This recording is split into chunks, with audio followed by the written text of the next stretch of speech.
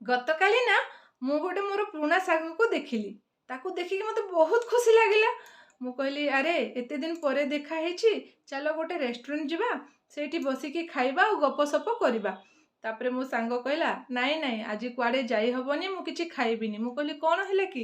ସେ କହିଲା ନାଇଁ ଆଜି ସୋମବାର, ମୋର ଉପବାସ ଅଛି, ମୁଁ କିଛି ଖାଇବିନି। ମୁଁ କହିଲି ଠିକ୍ ଅଛି, ତେବେ ତମର ଯଦି ଉପବାସ ଅଛି ଆମେ ବୁଲାବୁଲି କରିବା, କଥାବାର୍ତ୍ତା କରିବା। ତାପରେ ସେ କହିଲା ହଉ ଠିକ୍ ଅଛି, ଚାଲ ଆମେ ବୁଲିକି ଆସିବା।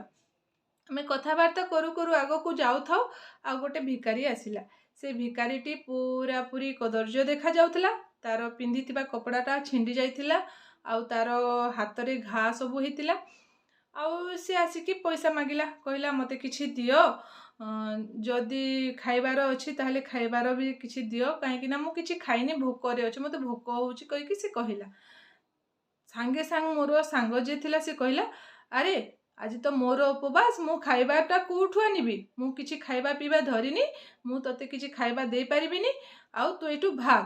ତମେ ସବୁ ନାଟକ କରୁଛ ନା, ତମେ ସବୁ ଭିକାରୀ ରୂପ ନେଇକି ଲୋକଙ୍କୁ ଠକୁଛ। ଏମିତି କହିକି ଭିକାରୀକୁ ତଡ଼ିବାକୁ ଲାଗିଲା। ତାପରେ ମୋତେ ବହୁତ କଷ୍ଟ ହେଲା। ମୁଁ ସାଙ୍ଗେ ସାଙ୍ଗେ ନିଜ ପର୍ସରୁ ପଇସା କାଢ଼ିକି ଭିକାରୀକୁ ଦେଲି। ତାପରେ ଭିକାରୀଟି ଚାଲିଗଲା। ମୋର এই ଭିଡ଼ିଓ କରିବାର ମୂଳ ଉଦ୍ଦେଶ୍ୟ ହେଉଛି ଆମେ ଯେଉଁ ଉପବାସ କରୁଛୁ ସେ ଉପବାସଟି କ'ଣ ପାଇଁ କରୁଛୁ, ଆଉ ପ୍ରକୃତ ଉପବାସ କ'ଣ ହେବା କଥା, ମୁଁ ସେ ବିଷୟରେ କହିବା ପାଇଁ এই ଭିଡ଼ିଓଟି କରୁଛି। ଆମେ ଯେଉଁ ବି ଈଶ୍ୱରଙ୍କୁ ମାନୁଛୁ, ଯଦି ସେ ଈଶ୍ୱରଙ୍କୁ ସନ୍ତୋଷ କରିବା ପାଇଁ ବା ସେ ଈଶ୍ୱରଙ୍କ ଠାରେ ନିଜର ଜଣାଣି ରଖିବା ପାଇଁ, ନିଜର ପ୍ରାର୍ଥନା ରଖିବା ପାଇଁ ଯଦି ଆମେ ଉପବାସ କରୁଛୁ, ତେବେ ଆମକୁ ଜାଣି ରଖିବାକୁ ହେବ ଯେ ଆମେ ଅନ୍ୟକୁ ଦୁଃଖ ଦେଇକି, ଅନ୍ୟକୁ କଷ୍ଟ ଦେଇକି ଆମେ ଯେତେ ଉପବାସ କଲେ ମଧ୍ୟ ତାହା ଗ୍ରହଣୀୟ ହେବ ନାହିଁ। ଈଶ୍ୱର କେବେ ମଧ୍ୟ ତାହା ଗ୍ରହଣ କରିବେ ନାହିଁ।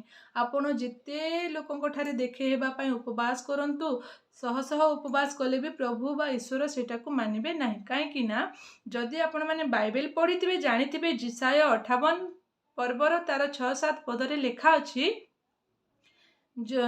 ଯେଉଁମାନଙ୍କ ପାଖରେ ଖାଇବାକୁ ନାହିଁ ତାକୁ ଖାଇବାକୁ ଦିଅ, ଯେଉଁମାନଙ୍କର ପିନ୍ଧିବାର ନାହିଁ ତାକୁ ପିନ୍ଧିବାକୁ ଦିଅ, ଯାହା ପାଖରେ କିଛି ନାହିଁ ତାକୁ ଘରକୁ ନେଇକି ଆସ। ଏହାର ମାନେ ହେଉଛି ଆମେ ଅନ୍ୟକୁ ଉପକାର କରିବାଟା ନିତାନ୍ତ ଆବଶ୍ୟକତା ରହିଛି, ଅନ୍ୟକୁ ହେଲ୍ପ କରିବାଟା। ଯଦି ଆମେ ଅନ୍ୟକୁ ଦୁଃଖ ଦେଇକି ଉପବାସ ରଖୁଛୁ ତାର କିଛି ମୂଲ୍ୟ ନାହିଁ। ଆମେ ଅନ୍ୟକୁ କିପରି ହେଲ୍ପ କରିବା, ଅନ୍ୟର ସୁବିଧା ସୁଯୋଗରେ ଆମେ କାମରେ ଆସିବା, ଏହା ହିଁ ଆମର ଉଦ୍ଦେଶ୍ୟ ହେବା କଥା। ଆଉ ଆମେ ଉପବାସ ରଖିକି ଅନ୍ୟ ସହିତ ଅନ୍ୟାୟ କରୁଥିବା, ଏଇଟା ବିଲକୁଲ ଭଲ ନୁହଁ। ତ ଆଜି ମୁଁ ଏ ଭିଡ଼ିଓଟି କରୁଛି, ଆପଣମାନେ ଉପବାସ ଯଦି ରଖୁଛନ୍ତି ତାର ପ୍ରକୃତ ଅର୍ଥଟି ବୁଝନ୍ତୁ, ଅନ୍ୟକୁ ହେଲ୍ପ କରନ୍ତୁ।